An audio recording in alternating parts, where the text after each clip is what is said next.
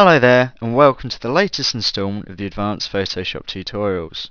This month we're going to show you how to create a stunning cross-processed image. Cross-processing is great to use on fine art nudes, portraits and fashion shots, as it produces an effect that ideally suits these subjects. It bleaches out skin detail, distorts colours and boosts contrast to produce a striking result. Cross-processing was originally a film-based technique.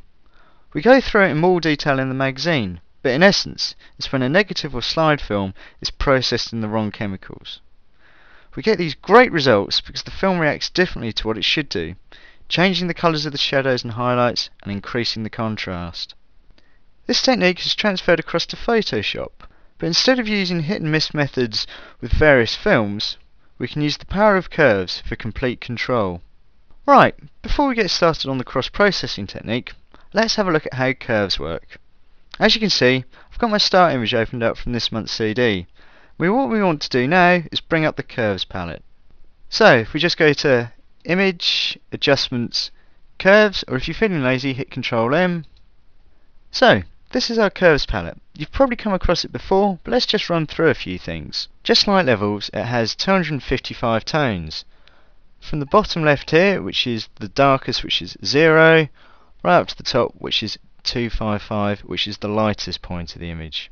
Like levels, it also has input and output controls over these 255 tones. Below the diagonal line is the input control, and above it is the output.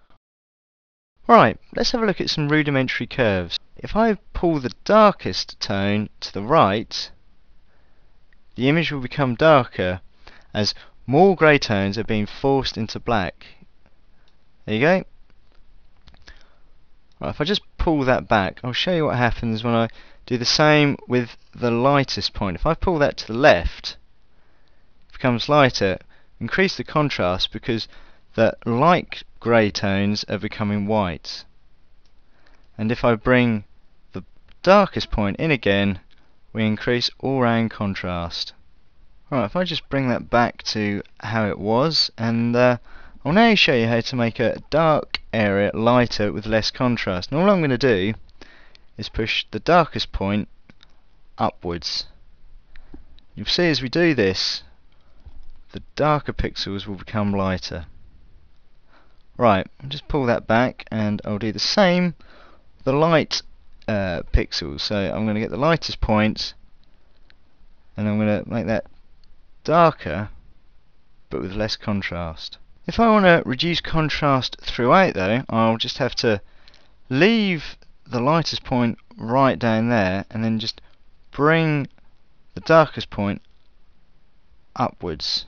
And you can see what has happened. The darker tones have got lighter and the lighter tones have got slightly darker. So all in all, we're left with quite a flat, low contrast image. The key thing to take away here is if the diagonal line is made steeper, the tonal range is reduced and the contrast increases. And if you want to reduce contrast, make the line less steep. Doing it this way though can be a bit heavy-handed, however, which is where anchor points come in. Alright, if I just level out the diagonal like it was originally, and I can show you how these anchor points work. So you can add an anchor point anywhere along the diagonal line. I'm just going to add one right in the middle. Just click on it with your mouse, and then using the anchor point you can pull the curve into any position you want. You can see what I'm doing there. Doing this not only changes the values at that point, but every other pixel apart from the darkest, which is 0, and 255, which is the white. And I can add any number of anchor points that I want. As you can see, it can give you much more subtle control, and you can keep moving these anchor points whenever you like, just to really fine-tune your image.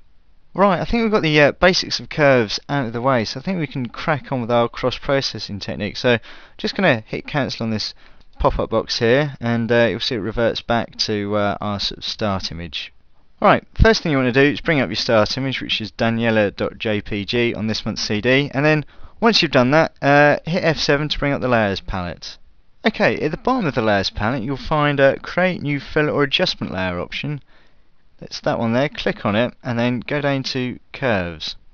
Selecting curves as an adjustment layer rather than hitting Ctrl M means that any adjustments we make won't damage the background layer, which is our start image. Right, the first thing we want to do is make a subtle S-curve with the RGB channel. So that's already selected there. So I'm just going to click at an anchor point there and just drag it down, and then another anchor point here and just drag it up. What we've done there is just boosted the overall contrast of the image. We can select individual channels to play around with. So let's start with the red. So do this by going to channel and in the drop down select red, and you'll see we've got a straight diagonal line again. As before, we want to make an S-curve, but this time a little bit more severe than before when we did the RGB channel. So again, another anchor point. I'm just going to pull that one back there and push that one up there. And what we're doing is increasing the intensity of the reds in the highlights and decreasing them in the shadows. Right, let's select the green channel now, and what we want to do is just darken the midtones a little bit and knock out some of that green. So to do this, I'm just going to pull it inwards a little, not too much, that will probably do.